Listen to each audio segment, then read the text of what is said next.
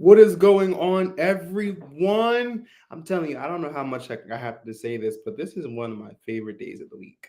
And I am really excited because this is the kickoff to our back to school month. We thought it was really important to sit back and actually allow all of our viewers, our colleagues, and friends to actually get the insight on all things education. And so tonight I have someone that I believe is one of the educators of educators when it comes to funeral service. So before we get into that, I want you to please connect with us, even not just this month alone, but connect with us in general, because we're doing some big things in the near future. So if you have not connected with us, we're here on Facebook, we're here on Instagram, and we're here on YouTube. Those three platforms are the best ways to find out what's happening now, what's happening next. Even all of the past episodes, you're more than welcome to see on all three of those platforms. Truly, it is a pleasure for you from me to you all for all your support. And so connect with us and love on us as we love on you. As we go through tonight, I want this to kind of be interactive as well. So if you have a question, if you have a comment, just please type that in and we'll be sure to get that answer to you. And so tonight we have Mr. Carlton Make Jr. And I tell you, this man is beyond smart and he does a lot and has so much to offer as far as insight to the education field of funeral service. So please, if you will, welcome to this stage, to this platform, Mr. Carlton May Jr. Hey, sir. Hello, how are you, sir? I am well. How are you? I am doing well, and thank you for having me. I don't know about all the accolades you just gave me now, but I guess humility is key. it So- is. But thank you so much for that, and thank you for having me. No problem. Thank you for being a part. Typically, some people, hesitate with the yeah, maybe, but you were just one of those that just said yes, and I thank you for supporting the vision. So I know a little bit about you, but I don't know if the viewers know a little bit or if anything about you. So if you can take a few moments and talk about your background or even how you even got into funeral service from day one to date. Okay. Well, greetings, viewers, and thank you again, Mr. Watson, for the invitation and for having me. I am originally from a small town called Americus, Georgia. Most of the time, when people ask me where are you originally from, I say Americus. I have to make sure I put the cuss on there because when I say America, they think, Americas, they think I'm saying America. And it's like, wait a minute, are you being funny? But it's a small country town. It is the town for the county seat of Sumter County. And everyone knows Sumter County from Jimmy Carter because Plains, Georgia is Sumter County as well. Peanut country. But I'm just a country boy born and raised. First generation funeral director. No one in my family was a funeral director or had a desire to become a funeral director. And one of the things that I remember as an early age, as a child, my uncle passed away, my aunt's husband. His name was Thomas. And I wasn't able to go to the funeral, or I wasn't allowed to go to the funeral, I guess because of young age. But I stayed with a neighbor, and her name was Miss Anthony. And Miss Anthony, she was making sweet potato pies for my family. And I just asked her, what is a funeral? What is a funeral? what happens. And she explained it to me that it's just like church. And she said the body is there. The person that has, passed away, she told me they're asleep. And she said that they were in a box, almost like a shoe box. So imagine a child thinking all of this in his head. It says a shoe box. And I said, okay, interesting. And so Miss Anthony, I give her credit for letting me know what a funeral was from the beginning. And at that time, I had a cousin named Sharon. Sharon lost her cat, and her cat passed away. And so I remember her being just devastated. It was her pet. And so me and my cousin, grandmother, told us, we're going to have to bury the cat. Well, we took the cat, and I took an old shoebox, remembering what Miss Anthony told me. Right. We put the cat in the shoebox, took the cat in the backyard, and we had a funeral. Wow. Okay. A funeral, and it started from there of just really working my way through. My pastor at the time who baptized me, his name was Reverend Ulysses Brown. Reverend Brown was the insurance agent as well for a local funeral home there in Americus, Georgia, called West Mortuary. And West Mortuary was my first funeral home experience. My grandmother spoke with Reverend Brown and, my parents and so forth. And Reverend Brown said, why not? And so how he explained it is some people are born with a calling and some people acquire a calling later on in life. And so that I had no experience with funeral industry, had no experience with funeral service whatsoever. I came to realize that that was my calling, to be in funeral service. So I got the opportunity to get my first funeral home experience under the West Mortuary. It wasn't a job because I was young, but it was the experience. They let me go on funerals. They let me ride in the hearse. The owner was Mr. Robert West. His son was Robert Eric West. And he, was a funeral director, but I would ride in the hearse and sit in the middle between Mr. West because he always rode in the hearse on the passenger side. And he would just tell me how funerals are going to go, what's going to happen. And so that was my early on experience of being in the funeral industry. And I just knew that that was my calling, my purpose at that time. So fast forward, I went on to work for a funeral home, which was another funeral home in my town called Barnum Funeral Home. Now that was my first funeral home job. Okay. I got $20 for a funeral. I received my envelope, and it was a small envelope, and it would have $20 folded up in it, and that's what I got paid. Bless you, sir. Yes, sir, for working a funeral, carrying the flowers, riding in the van. We were set up at that time. Arthur Parker was the general manager for Barnum Funeral Home.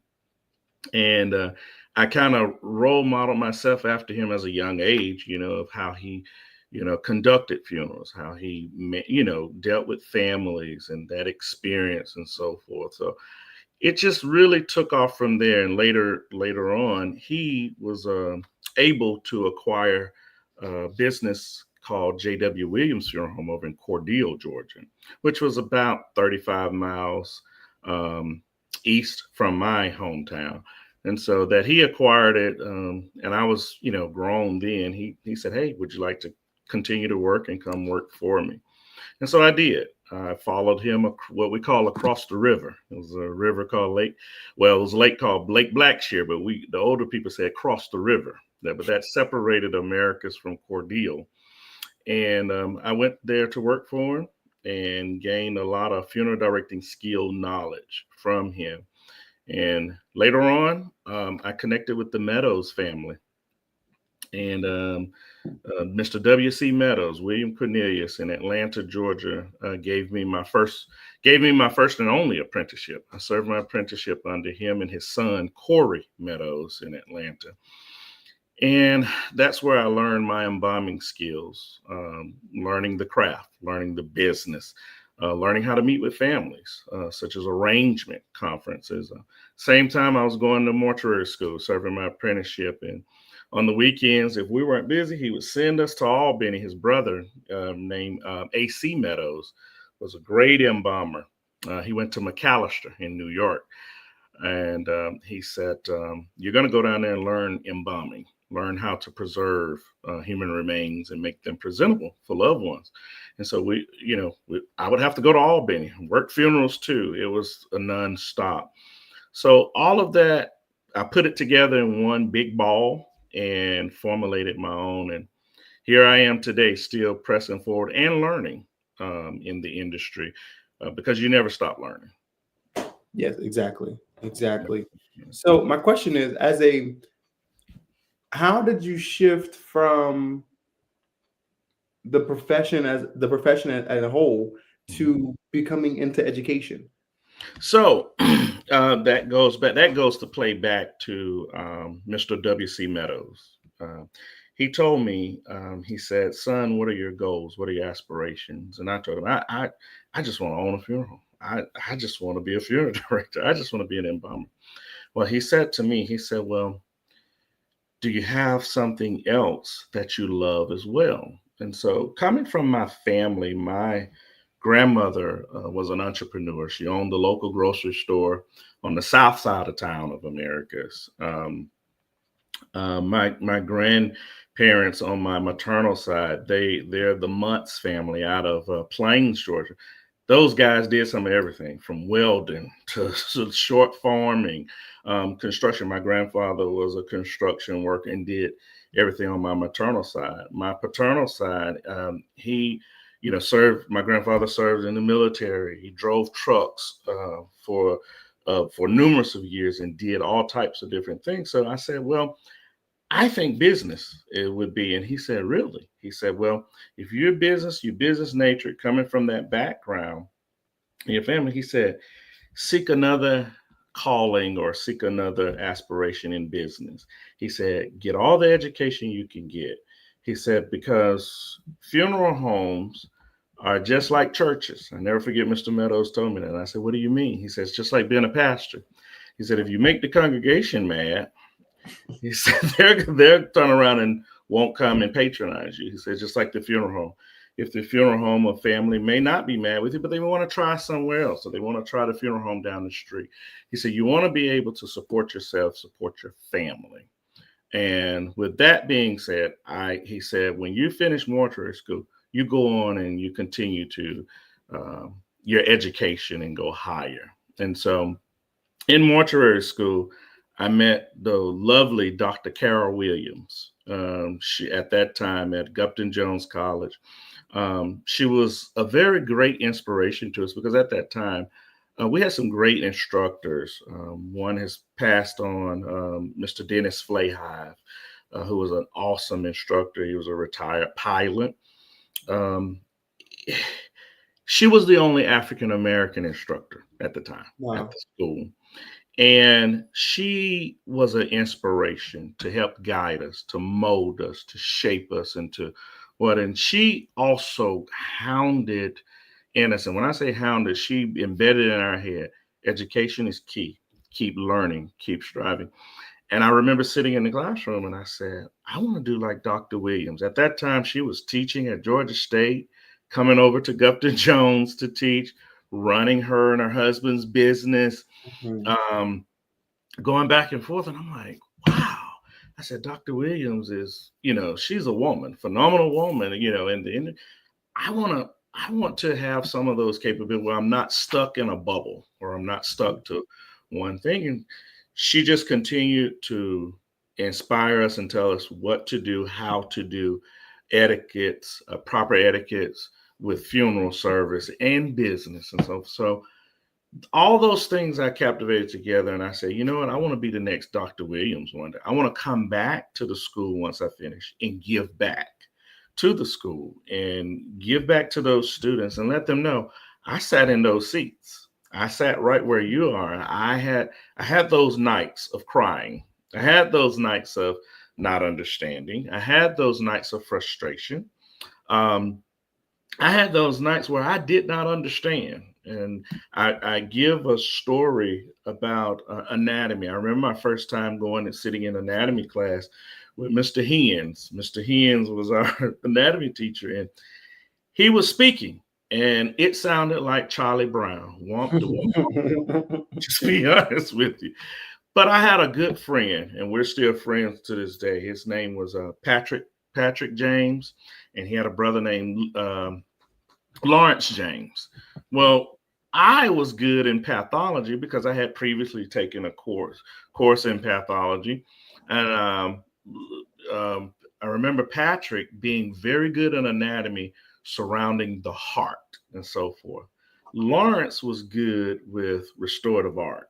He could handle that restorative art and take the wax, our models that we had. And so I said, hey, I can't get this anatomy.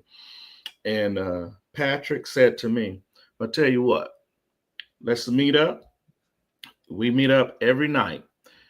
You bring me some pathology and all these terms and microbiology, because microbiology, I grasped it. I don't know.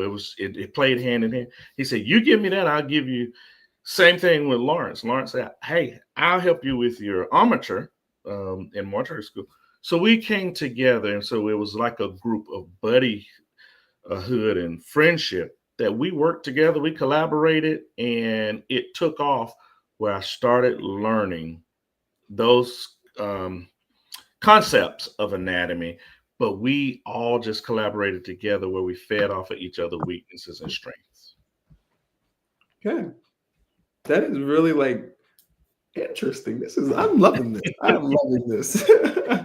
So as an educator and as a dual licensee, how do you balance between your roles within the industry and your personal life? So that is very, very good. That is one thing that I like to even share with younger aspirants that are coming along. You can't jump in and get burned out.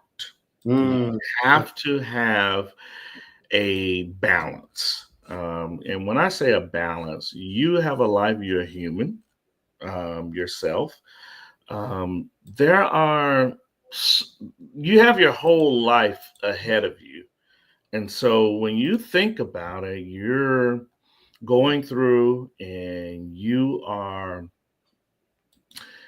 how can I put it? You're working in the industry and you're doing all of these things.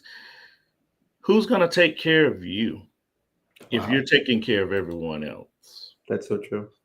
And as you get older, you start learning those things, but you have to start out while you're young. So one of the things that I do is I take time out for me, that I don't care what's going on. I don't care who's unavailable. I don't care. I'm going to take that time once a year that I'm going to disconnect. Yeah. Now I'm going to disconnect. My birthday is one. I don't care what's going on. I don't care what's happening. That's my time that I'm going to take away from everybody, everything. And that's that rejuvenation time. I heard an older funeral director one time said, back in his day, convention time, when it was time for conventions, was the time to disconnect, go and share and collaborate with colleagues. To collaborate with those colleagues. He said, but it was a vacation because I wasn't at the business. So that was their vacation. But now conventions are not vacation for me. I'm working because I'm on committees or networking or different things like that. So I need time completely away from the funeral service industry, where there's nothing talked about funeral service. As my pastor would always say, I want to be sitting on a beach with a drink with the umbrella in it. That's total disconnect away from it. So those are things that I've put in place and measures that I've put in place to make sure that I captivate moment in time for Carlton. And honestly, that's something I had to learn recently too. Because although, like I said, going to the conventions and things, and yes, we're connecting, we're networking, but ultimately we're still tapped into the industry. Like we're still tapped in because of course of the workshops and things of that nature. But the conversation and what we do that often comes up, Yes. So I really had to learn that you have to actually, like you said, take time to actually unplug from Everything and everybody. to just to keep yourself together. You know? Oh And yeah. I'm telling you, that thing is real. Oh yeah. Oh Yes. yeah. And so I commend you for saying that. So as I mentioned earlier, this is really important that we shed light on like the education portion of things. Everybody wants to be a funeral director, but we gotta do it the right way. Oh yeah. Gotta do it the right way. And so if you could, um, tell me what are some things we should consider. I am currently a student at McAllister, but tell me some things that students should consider when selecting a mortuary school. So when you're talking about selecting a mortuary school, I mean, first and foremost, no matter what you decide to do, you want to look at the accreditation. I mean, is this school accredited? Um, you know, because if they're not accredited, what are you doing? And so the accreditation for funeral service schools now is the um, American Board of Funeral Service, which is known as ABSFE. Um, so the American Board, it handles it, and most states are regulated that they require your degree and your credit hours to come from an approved from an ABSFE school that is approved. You there? Yep, I'm here. Okay, I'm sorry. It Nope. seemed like it. So that is approved. So then, when you're looking at different things that you want to do, you want to look at the program format. Versus now, you know, we have programs that are on campus. We have some programs that are online, and then we have some programs that are hybrid. What is your learning style? What is your learning style as a student? That plays a factor. Are you going to have the discipline to do online? Are you going to have the discipline to do hybrid? I can tell you right now, they did, you know, online in funeral service did not exist when I came along. I know with me, I took one online course in college, and let me tell you, I did not do well at all. The discipline was that I'm more of a hands-on learner. I need to be sitting face to face in the classroom. I need that extra attention. I need that time to go through, and I need that collaboration. So those things are all comes in, you know, such as with your clinicals, your restorative art, your environment. You can find so much collaboration. Well, how do you do things? How is it versus online? Most people they don't talk Yeah. online, so you don't have it, and that's why I encourage it. When the pandemic hit, you know, I encourage grab you a group. I mean, that was us going online. Grab your group. I just ran into a student at a learning seminar called the Arranger training that was held, and she was one of my first students that I've ever taught online. She said, "Professor May, I just remember in the pandemic," she said, "you made it so personal, and you made us get in groups, and you formed these groups of strengths and weakness." She said, "Because I was scared, you know, to be online." So you have to find that model that works for you. And then reputation, your pass rates, when you're looking at the numbers, um, and it's public record by ABFSC. You know, alumni, some programs, you know, they have alumni program where you can talk to those alumni and see what was their experience to go to this school, the cost and financial aid. You know, does this school offer financial aid? I know I don't, you know, I know when I went to school, I utilized financial aid. My parents didn't have $20,000 to just dish out at one time uh, right then. So your cost and also your location, and going back to what I was stating about being on campus, your culture, the Mhm. culture. Sometimes the environment is, you know, now you have state colleges that have ABSFE accreditation funeral service programs, That's a huge campus versus a more intimate campus like Mid America for sake, or Gupton Jones, Mhm. Dallas Institute. They're on those small, and their emphasis is just funeral service. That's Mhm. it. So finding what works for you, do your homework, do your research. Don't just say, "Oh, they have a funeral service program. I'm gonna go to funeral service school." It Mhm. may not be the right atmosphere or the right learning environment for you. That is so true. There was two things I want to touch on. Hmm. The discipline part. Oh yes. Let me tell you, that's one thing I had to literally like sit myself in the mirror and was like, because everything's online for me. So it's like I'm okay. I was okay with being real passive when it Hmm. comes to my schoolwork. As long as Hmm. it's done by Monday, that's all I care about. But when I got to that point where I was struggling to get everything done, I Hmm. was like, okay, no, you have to maintain a schedule daily, Hmm. as if you were online. And so Hmm. that's one thing that discipline is really something that I had to take in heart. And my ethics professor, he was really wonderful guy, Hmm. but he pushed us being in groups as well. And Hmm. I thank God for the 5 people in my group, because I don't think I would have made it thus far without them. the and the groups help, and it has been proven to help, because you may have someone that's introvert, Mhm. you may have someone that is extrovert, you may have someone that's in between, the introvert on one day, the extrovert on another day, just depending on what's going on. But ultimately, you have to find what works for you. Ultimately, uh, yeah. and we as instructors and learning, there's only so much we can do. Yeah. We cannot instill in you discipline. We cannot instill into you time management. Mhm. We cannot instill into you those characters. You're going to have to come up with those.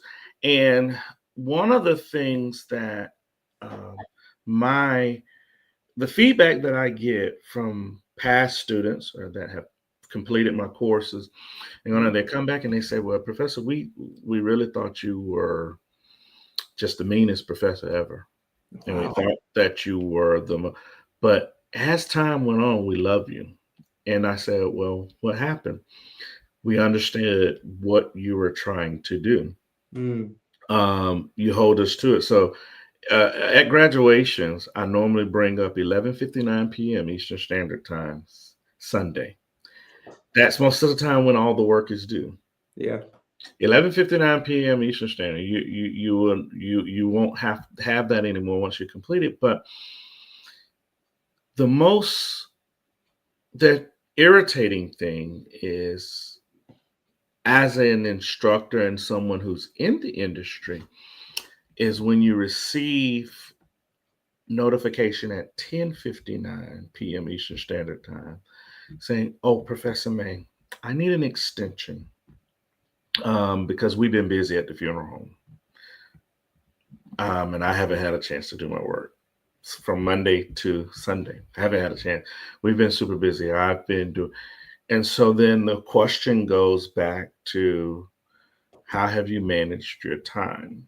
Mm. Yeah. And within your time management, one of the examples that I give, so if you're an embalmer and a family calls you and say, "Hey, we're asking you to come and take care of our loved one," and you arrive and you take care of the loved one, and you say, "You know what? I'm going to take their loved one back to the funeral home."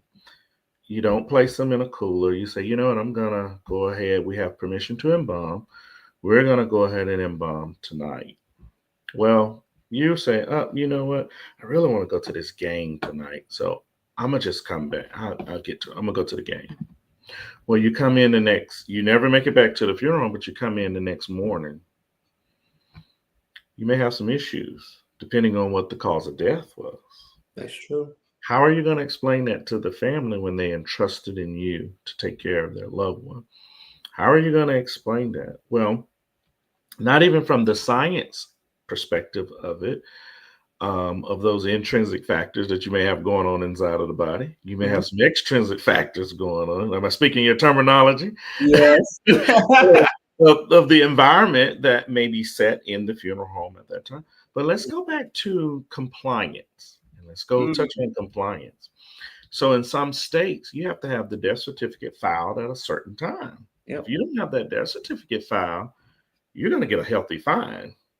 There's going to be some things, and then your reputation on the line, because a lot of families are educated. They know the timeline for those states that are, that you have to have the death certificate. So, but if you keep putting off the death certificate, now you have a fine. Then on top of that, you have a reputation issue that is happening of your reputation, because they say, well, we took mom over to Raheem Watson Funeral Home, and he didn't file the death certificate in time, and it took us forever.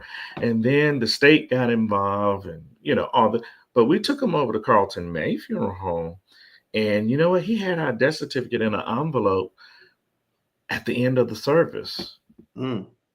And we were able to handle those type of, so your reputation is on the line. So I give those examples out, and I say, this is your reputation as a student. That, okay, I know Raheem is going to be asking me for all these extensions. He's going to be late. He's going to be, versus Carlton. I don't hear from Carlton on Sundays. I don't hear from him. His work is submitted. He's doing his due diligence.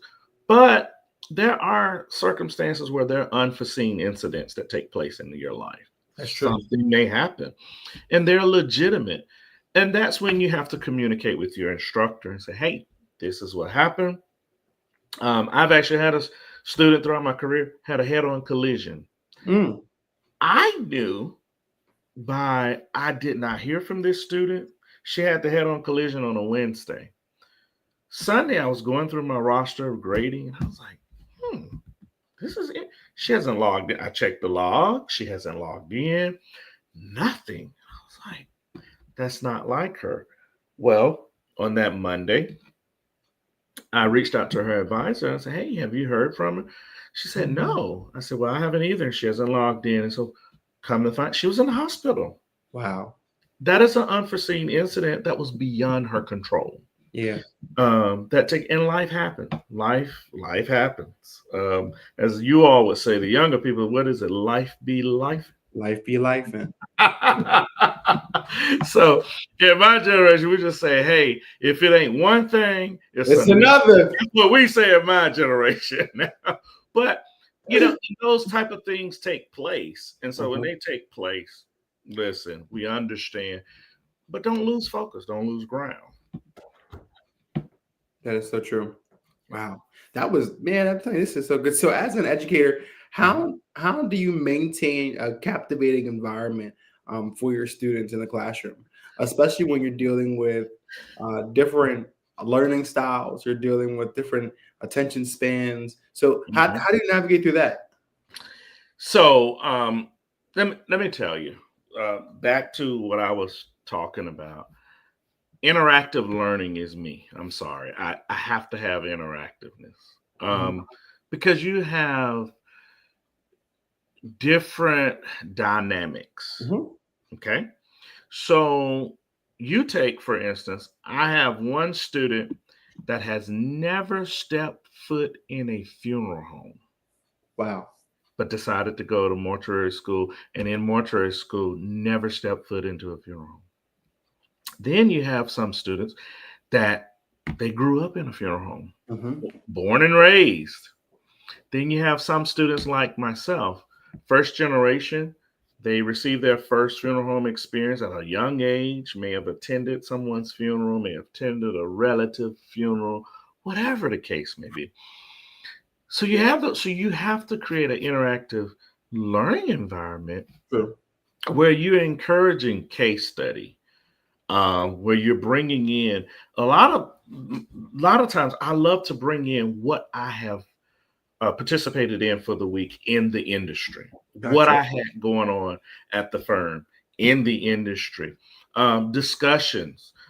We have full blown out debates about, when I give those case studies out, And I love case studies. You know, I give a case study out. You have Jane Doe. Jane Doe passed away between the time, you know, of embalming and death was 9 hours, not refrigerated. What to walk me through it. So I'll do a case study and then I'll do a summary. Walk me through your day with this decedent and how you ended up with the family. Okay. What happened? Mixed with lectures, mixed with videos. Visuals are phenomenal. Yes. Um, um, you know, apps, learning hubs, different learning hubs incorporated it into the most, like I say, is the video. Oh my gosh, the videos always, if I could find a live video and I have permission from it, so forth, to show whatever, hey, go with it. And then providing that feedback. Provide that feedback to the student. No, I don't think you should have did it this way. Now, my way is not the right way or the perfect way, but my way is from experience Mm-hmm. to do it. And then what you do is you take it and you shape it into your own. So, you know, and then put some accountability back on the students, you know, where, hey, I'm putting you in charge. You are going to be the one that's in charge of this for this week. Well, that make them feel involved. Yeah. And they're like, oh wow, Professor Mates, okay, so I'm in charge of this. Yes, you come up with, so bring me what went on at your firm last week. What was interesting? And you're going to share it with the class. And how did you go through it? How did you maneuver through it? What did your director do? What did your owner do? Were you involved in the situation? And that makes everything more personal, more interactive, more real versus taking a book and just sitting there reading through the book the Oh, entire time. And they're like, what? And I'm not a big PowerPoint person. that book just scarred me, Carlton. Hey, I'm not a big PowerPoint person. So, hey, I'm not about to sit this one too. You know, I'm not going to read. So I'm going to take a cake out of it and go from there to bring real life interaction with, hey, what we're studying. We're studying about edema. We're going to have some case study around it in real life. What's going on with it? That's very smart. So is that your base model for all of your semesters and curriculums as far as like the interactive? Okay. It has seemingly it has worked well. Okay. And and when I say work well, that's coming back from our institute do 2 surveys. They do a midpoint check survey about the instructor, you know, what, and they do an end of the quarter survey. Okay. And most of the time when I have that feedback with my dean and collaborate with my dean of academics, the feedback that I'm going to, you know, 9 times out of 10, that is one of the top ratings of I love the interactive. Try to bring it as real to life as possible. Yeah. Bringing it love. So if I'm going to continue to get that feedback, if it, you know, I had to tailor it to make it my own, but if it's not broke, I'm not going to fix it. That is true. That is true. That is very true. So as far as like studying, what are some tips that we should keep in mind when it comes to the environment we study in, or even just general tips in general about studying for classes, exams, or anything like that? So when we're talking about studying, it's really going to depending on, it's really going to go back to the student. And that's where I was speaking about knowing your learning style. That is the most effective way to getting to study. Okay. So I remember Dr. Carol Williams, she provided to us stating, hey, um, some people use repetition. So repetition, as in creating flashcards, go through those flashcards. Some people are good with reinforcement.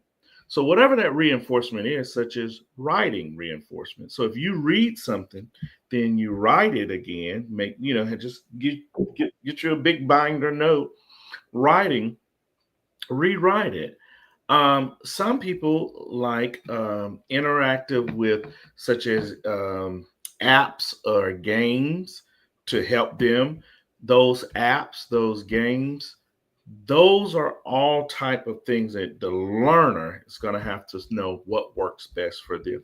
But I strive to say, hey, figure out what it is that work best for you. If reading is not your thing, then what about reading and then write what you have read to reinforce it? Then if you've read it, but it's really not clicking, writing it down sometimes kind of clicks and like, Mhm. oh, that's what they meant. Hey, I'm an advocate of study groups. I'm an advocate. I did it all the way through. My bachelor's degree did it. My master's degree study. I'm still connected with those partners right to this day. That we're running all types of different businesses. We still call each other and collaborate with Mhm. each other now to this day. Um, I have a friend of mine. He's going opening up a funeral home now, and he called me today. I think we spent an hour of my time that I didn't have, but I've sacrificed because he's my boy, he's my brother. But we went through strategic because I spent 10 years into um, Okay. and so within banking, he wanted to know some of those things about banking skills and that financial piece. He wanted to know. I was able to share that with him and strategically go through that. You have to take what works for you and piggyback off of someone. And it's not looking weak when you have someone that is stronger than your weakness. It's collaboration Mhm. because, and that's what I've continued to do in life. My best friend, one of my best friend, his name is Dr. Kendrick K. Mack. He's a first generation funeral director in Embalmer. He was a class ahead of me in mortuary school. Okay. Um, but one of the things he came to me one time, he said, "Hey, you work at the bank because I was working at the bank and moving." He said, "Let me go through this with you. Let me, financial. Let me go back." Well, when I began to do different things and opening, doing my consulting and education, I look back at him as a mentor as a, hey, you started out first generation and Mhm. worked with, tell me. And he's like, hey, yes, let's get to. So those learning styles came together. And you take what you've learned and you mold it into your own. Yeah. Really. And one thing you said, like reputation. Hmm. I'll call my best friend who's not in funeral service. I Hmm. will. He's barbershop. Okay. Hmm. And Hmm. so one thing that has always helped me from high school to date uh, Hmm. is, like you said, repetition. Hmm. But I find it easier for retention if I can teach it to someone else. So Mm. if I can call Carlton and say, hey, I have this Mhm. topic that I have to Mhm. take a test on, Mhm. let me teach it to you. And if I can get you to fully understand it in my mind, I'm gonna Mhm. do great on this test. But you know what? That goes back to collaboration. That's true too. That's true Mhm. too. Mhm. That goes back to collaboration because you all are collaborating together. You can hear yourself talk it out. Hmm. You can hear yourself, go, and so that helps you to say, you know what, I got it. I got it, and I know how I can explain it to. Because sometimes I'm gonna tell you one of the things that I had a dean in my past in the past, no longer is my dean, but came to me and said, "Hey, will you teach restorative art?" Mm. And I said to her, I said, "No, ma'am." No, ma'am. Funeral service administration, embalming, pathology, sociology, micro pathology. I'm your man. I'm here. I said, but no, I'm not. I'm not going to do an injustice to the students. Yeah. Well, and one of my colleagues, and I was talking to one of my colleagues who teaches restorative art. Um, her name is Jill Adams. Hmm. Um, she's a wonderful restorative art teacher. Her dad, who I had the honor of witnessing do restoration, his name was Willie Adams. He was known as Mr. Restorative Art. He was good. I mean, he was bad to the bone. And I had those opportunities to witness him on a couple of occasions. But I went to her and I said, hey, again, she said, but Carlton, you can do it. And I've seen you do restorative art. I say, yes, I can do it, but I can't teach it. Mm. It's one of those things. So back to her, and her point is she relies on me a lot with embalming. She said, look, I can't teach it. I can just show you where to go. I know what this chemical is going to do, and I know what I'm trying to achieve, Yeah. but I can't teach it. So we collaborate together and talk it through. And now I've learned more about restorative art just talking, Yeah. talking to her than I did. And I had some wonderful restorative art teachers in my day. Yeah. Oh, That, so like you said, that collaboration piece, that's gonna get you through your career from day one to the day you listen, retire. It really listen. is. It really is. So my question is, even as a mortuary school student, why Mhm. do you believe, why is it important to seek for education in your local and your national associations? Okay, so that's going back to what you were stating, such as collaboration. Okay.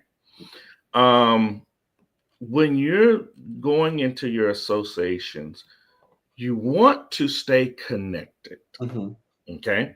So basically knowing about your purpose. Okay. So education at the forefront is going to keep you in compliance. It's going to teach you the right way, the Hmm. ethical way. Like you stated, you had an ethical instructor. I taught business ethics. Hmm. And that was one of my favorite subjects to teach. But the importance to it is there's going to be someone in that association that have experience. Yeah. They're going to have that experience to show. Um, I will share. There's an embalmer. Um, his name is David Carl Hurt.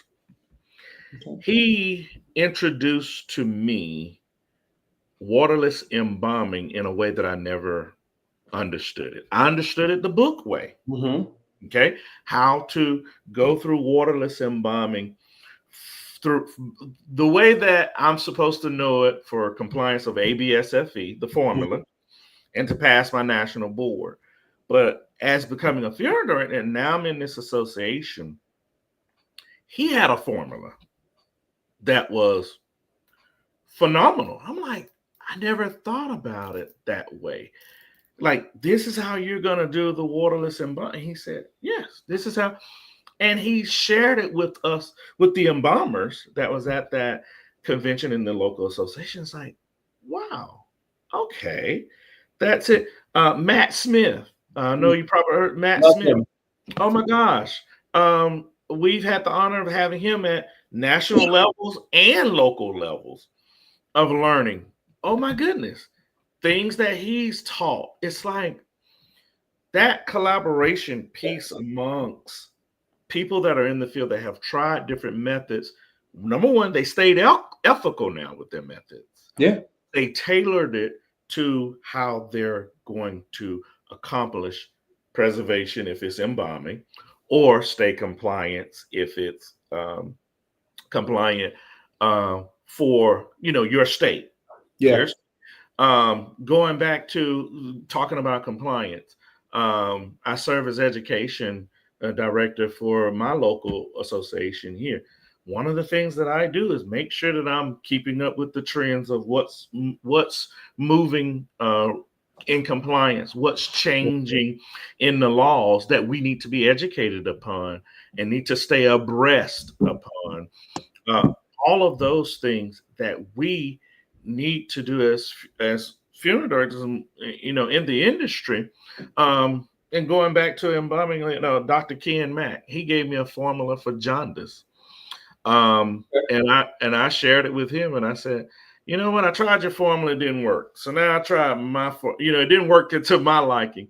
But it's not. We're not mad with each other. We're not upset with each other.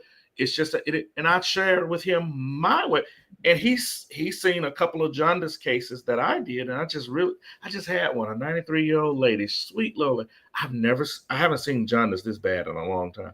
She was yellow all over. Wow. I'm talking about yellow. But once I did my way or my solution, he even came back and he said, "Hey, what you did? Tell me what you did. Walk me through how you did it. Let me share." That collaboration, and bam, we're there now. Yeah. This is a new way to do it. And I think no, I'm sorry. Go ahead. But going back to what you said, being in those state local associations, learning. Dwayne Hall is one. He's our second vice president for Georgia funeral practitioners. Oh my goodness, he brought about a lot of embalming skills. Going to GFDA, I'm a part of all associations. Okay, so Georgia has 3, but I'm a part of Ellen Wynn McBrayer. Oh my goodness. When I tell you, when it comes down to compliance and knowing the law and so forth and going through it, she's a part of GFDA. I'm going to collaborate with her. She'll call me up. Hey, what do you think about that? Let me run this by you to see what is it we need to do. All of those people, we're all in association. When I'm talking about the Academy of Graduate Embalmers, Teddy Pierce is one that he'll call me sometime. I'll call him. Hey, man, what is going on with this? Christy Carpenter, she's our executive director. Hey, Christy, have you heard? Hey, Carlton, this is probably what, let's go back, talk to the president. You all go. It's a whole collaboration piece that you have those connections where we're going back to strength and weaknesses now. This is true. Somebody else's strength is your weakness and your strength is their weakness, but you come together. Yeah, that is so true. That is so true. I'm telling you, Mr. May, you really have blessed me tonight. And I don't say that often and really mean it, but you really have really blessed me tonight. I'm glad that I can bring something to the table. Because when I first got the call, I said, they want me. I'm telling you, when we sat in a meeting, we were talking, I said, I got the perfect person to kick it off. And I'm so grateful that you were able to do so. So if you could do me a favor, if you could just take a few moments to share some advice to young aspiring morticians that may be watching today, because this is what it's all about: is education, edification, and inspiration. So I will definitely. I would be remiss if I did not. If I did not share, make sure as an inspiring mortician, funeral director, whatever, make sure that you are coachable. Make sure you're coachable, and make sure that you, when you're coachable, that means that you're being intentional about the environment that you're in. Okay. Because we're in an environment now. We didn't have social media. The social media we had when I came along was MySpace. That was the social media that we had. But now we have Facebook. Instagram. What's the other one? TikTok. All of those platforms. So when I say be intentional, but don't always want to be seen. Now you catch me. Also seek help when needed. Don't don't delay. If there's a question or if you just don't know, don't just make a move. One of my pet peeves is that you walk into the embalming room with me and I haven't given you instructions and you start pulling out bottles and opening up cabinets and moving stuff around. What are you doing? Mm-hmm. Those type of things.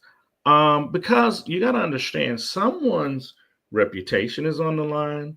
Someone Yes. is someone having to maintain compliance from a state and local government, from licensure, um, and be relevant. Be relevant to change. Be Mm. relevant to change.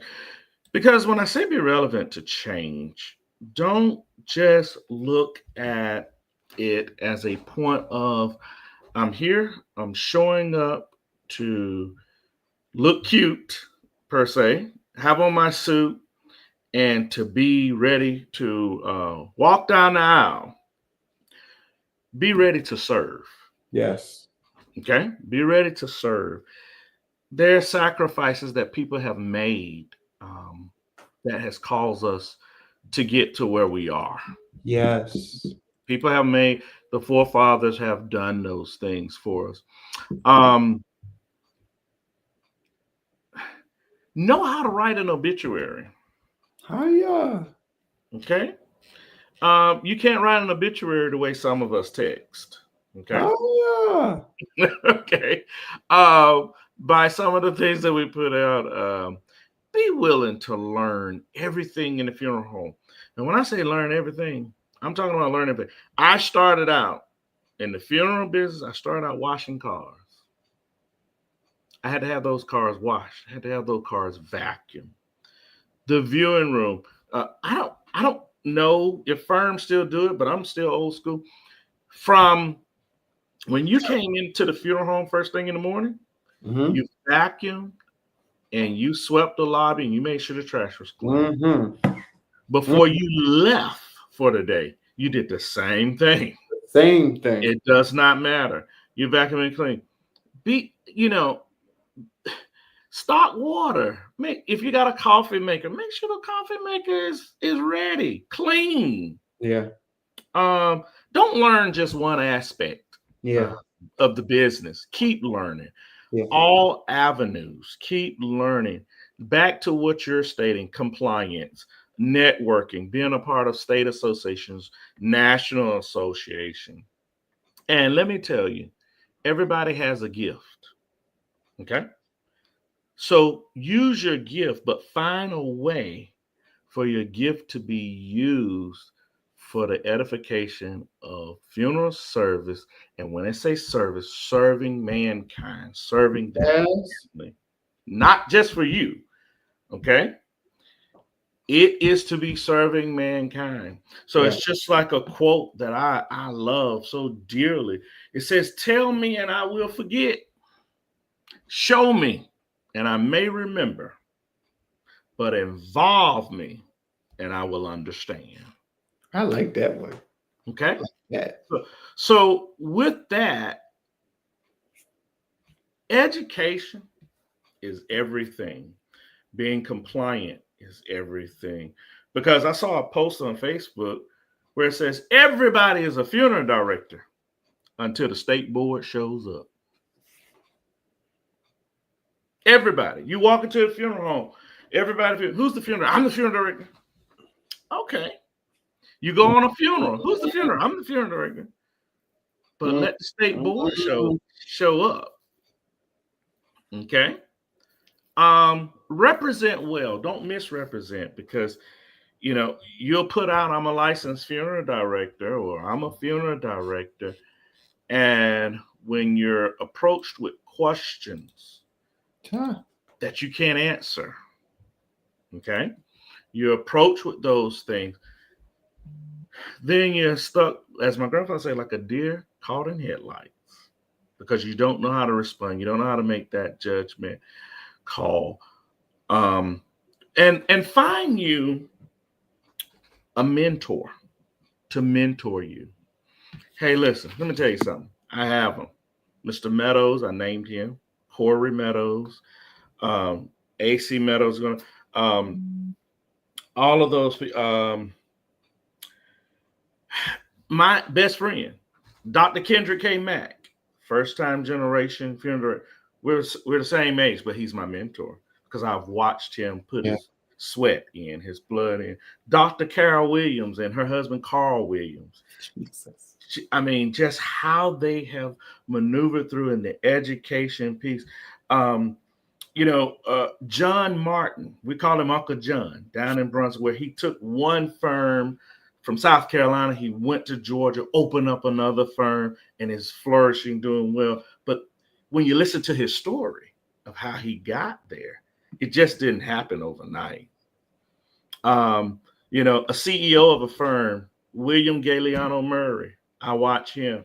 I pulled up, he asked me to come and help him this week, and I pulled up to the funeral home. He's outside washing cars. He's washing his fleet. Where were some of the other gentlemen at? My most I've been watching him for Brian Myers. God, that's my guy.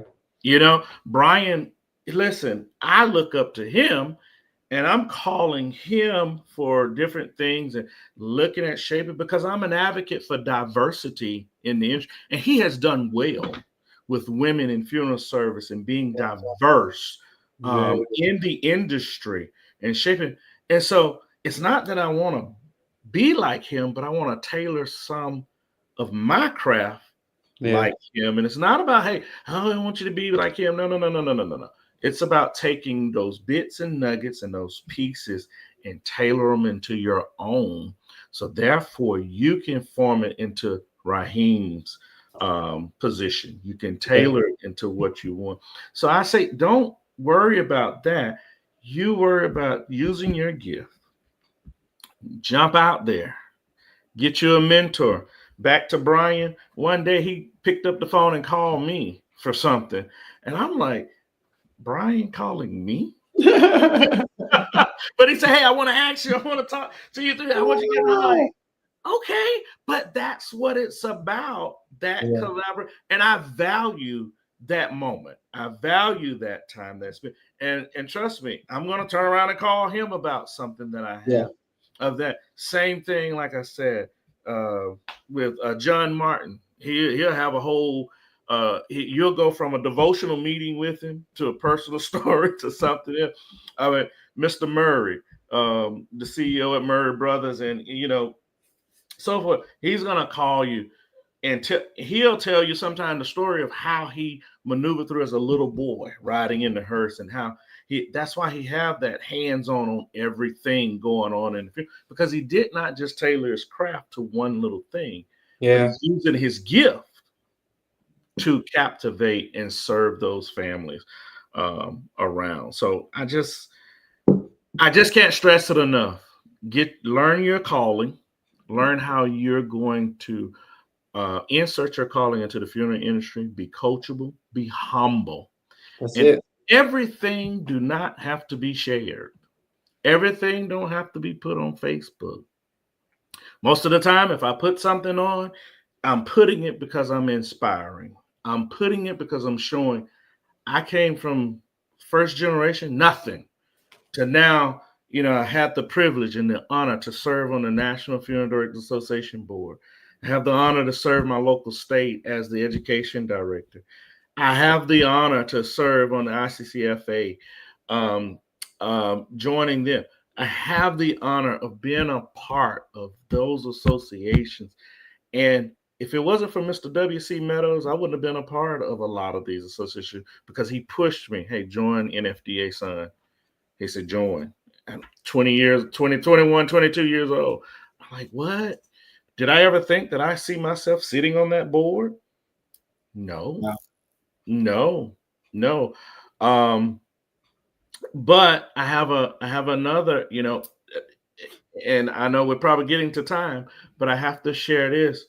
Um, my campaign manager when I ran for the National Funeral Directors Association, um, Monica T. Hall, she was a funeral director Mhm. here in Georgia. But um she has different qualifications because she served as a director for state of Georgia child support division, right? Mm. So she wears many hats. So bringing in that collaboration where she said, "Hey, you should do X, Y, Z," because hey, here we are. Mhm.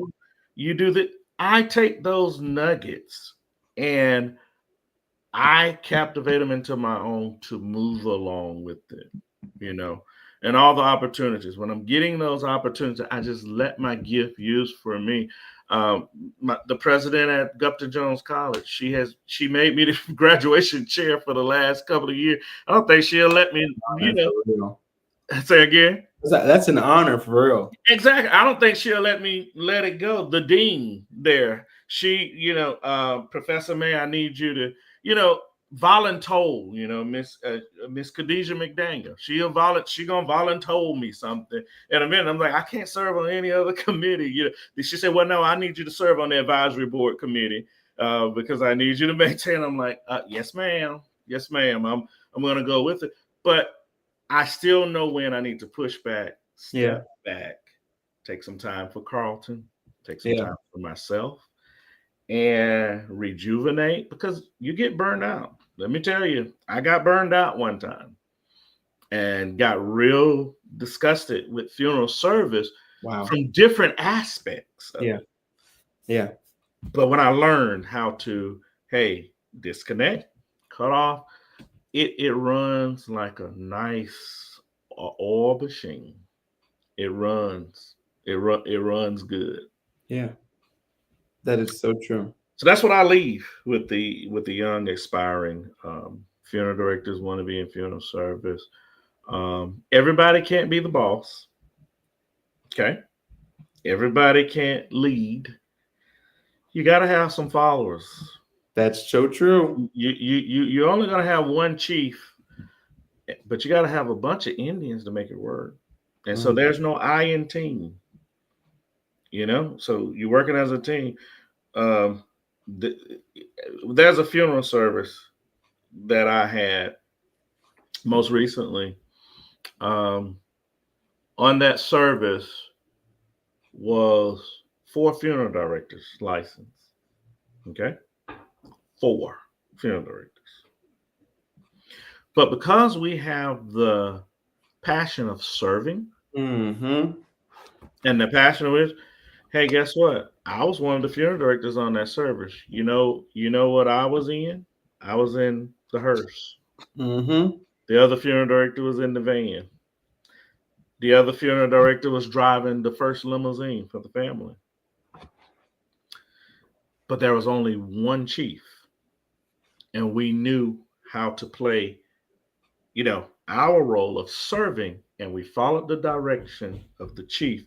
The rest of us was Indian. So it doesn't matter that we all were licensed Mm-hmm. on the funeral. We followed the direction of who was in lead. Yes. A good leader always knows how to submit. Just know how to submit. Hey, in order to lead, you got to follow. That is so true. You have to follow. So That is so true. that's where I leave with the young, and I think I'm still young. Now y'all not gonna make me feel old now. Y'all not gonna make me. Y'all not gonna make me feel so. As my grandfather, us. He didn't say it politically correct. Us. Yeah, but no, young inspired. Listen, whatever I can do to give back, and I saw this as an opportunity to share. Once again, thank you for just thinking of me. Um, I give credit back to my upbringing, my grandparents, my mom. Oh my goodness, my mom. Uh, I at that time I thought she was serious, but I had told my mom, and that's where I get it from. Quitting is not an option. and she instilled that into me. I love my mother dearly, but mom said to me, quitting is not an option.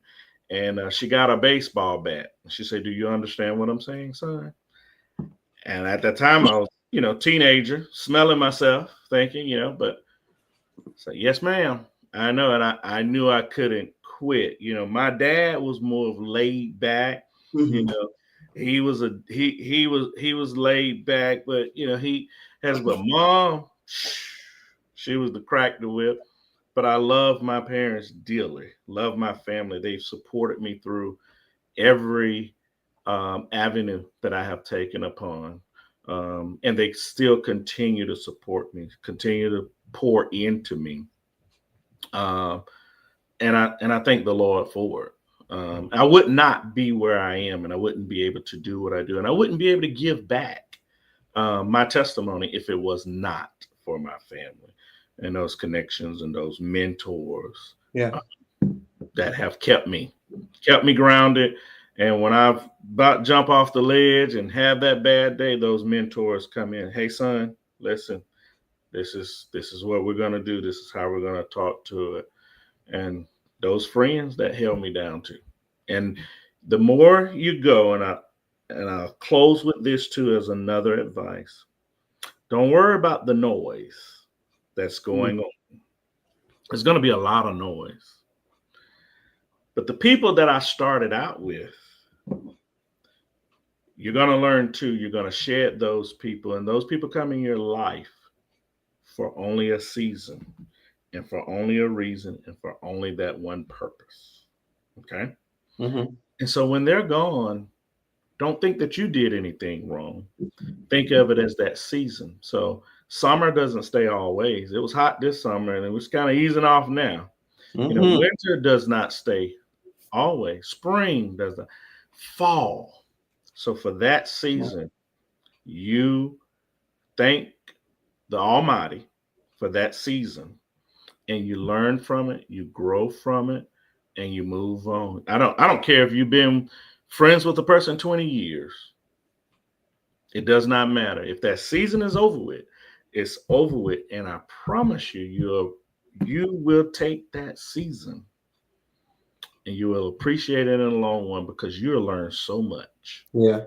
from that season. So don't worry about being popular. Don't worry about being in the crowd. Worry about using your talent, using your gift to shape it and mold it into your craft. Amen. Amen. And so, Mr. Mayor, again, I thank you so much for all the knowledge that you have shared tonight.